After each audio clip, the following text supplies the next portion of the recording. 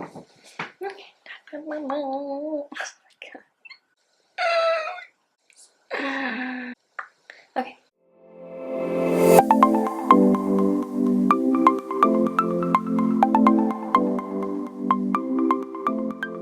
Hi everyone! So, my name is Becca. I'm basically making this video, as you can see from the title. I will be studying abroad. I leave on March 20th on a plane to Copenhagen, Denmark. So that's happening. But basically, I'm making this video for myself, for one thing, just so I can look back on my study abroad experience and everything after it's done. Also, because I am going to be a social media ambassador for my school's study abroad program. So basically, that's what's happening. I have a little list down here, and I'm going to go through different things I'm going to talk about in this video. It's going to be basically an introduction to why I'm studying abroad, a little bit about me, what I'm going to be doing, and maybe a couple tips thrown in there. I have lots of videos planned and ideas planned for down the road to show you about study abroad in general, and then about my experience specifically. So I'm just gonna get started here. Like I said, my name is Becca. I just finished my sophomore year in college. I am a neuroscience major, hoping to get into physician assistant school next year, I think, is when I'm supposed to apply, so that's coming up really fast. It's a little bit background about me. Basically, where I'm going to be studying abroad, I'll be in Copenhagen, Denmark for 6 weeks through an institution called the Danish Institution of Study Abroad.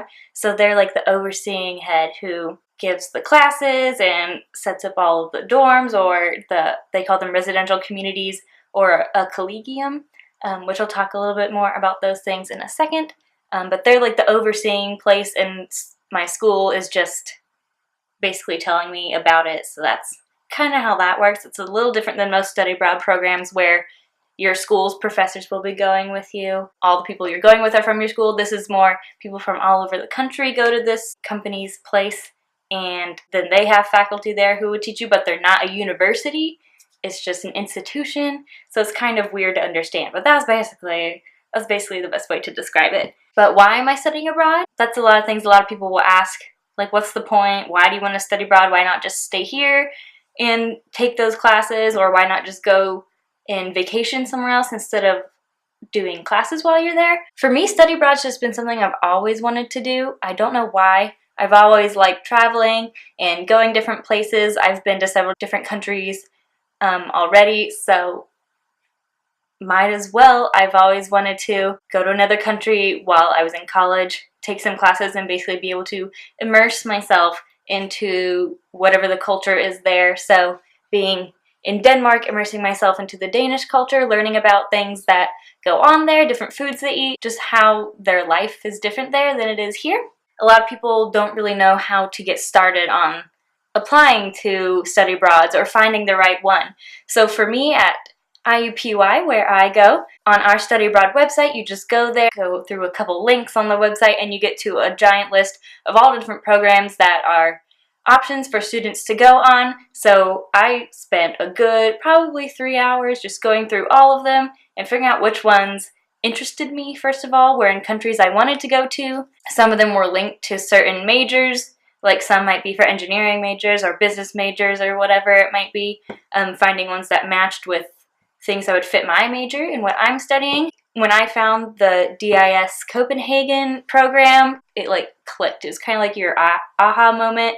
And I was just like, this is the one I'm going to go on. This is happening. I know this is happening. I basically just fell in love with it right away. Being a neuroscience major, when I looked at their website, they have some neuroscience classes. So that really caught my eye because neuroscience isn't a very big popular thing. So that was really cool to see that there. I don't know, just the whole thing about it, I really liked it. I'll talk a little bit more about specifics of what I like about DIS. If you're looking for a study abroad program, you'll know when you find the one you want to go on.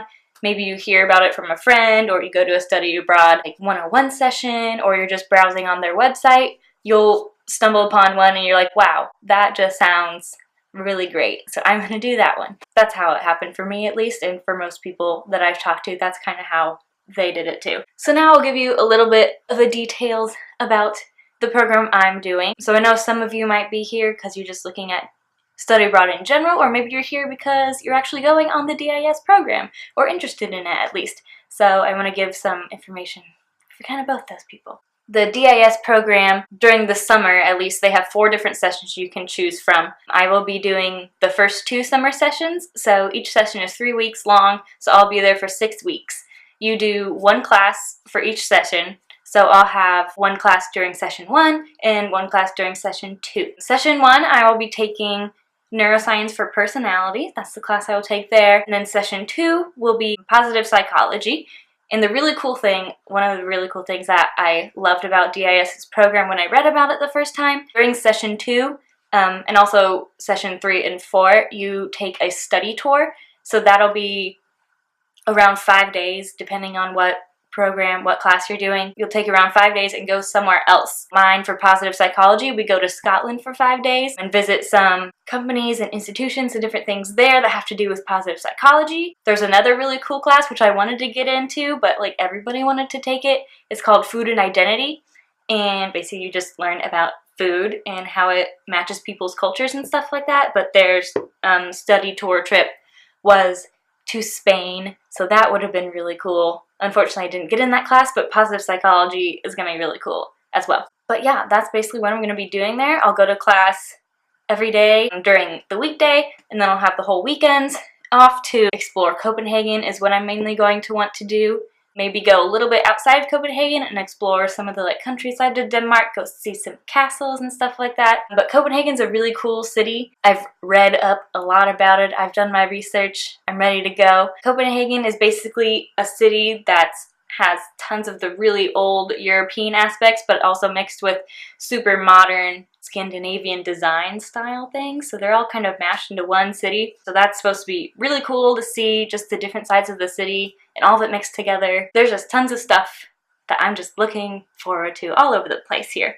So for housing, where we will be staying, for DIS, their semester programs, they've several different options for housing. They have like homestays where you go stay in a Danish family's home. They have several different options that you can choose from. But during the summer, they just have 2 things to choose from, which is the residential communities and the collegiums. So residential communities is DIS housing that students will stay in, so you'll be living with only DIS students, which is the one that I would prefer, just because I want to be with people in my same situation, doing the same program and the same kinds of things. But then you also have the collegiums, which it's kind of a weird concept for us Americans, because when we go to college, we have dorms on our campuses, and they're like owned by the school, and so that's where the students will stay.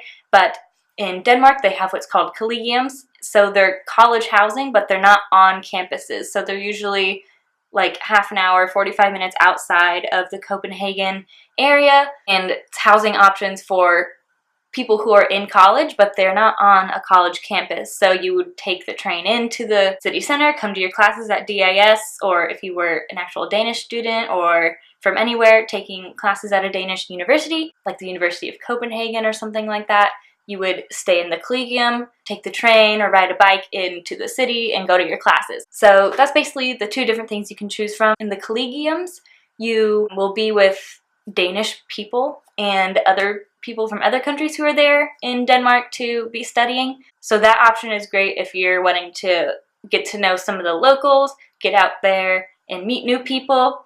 I want to meet locals, but I want to also be with people who I feel like are in the same situation as me. So that's why I really like the residential community option instead of the collegium, but I'd really be happy with both, with either one.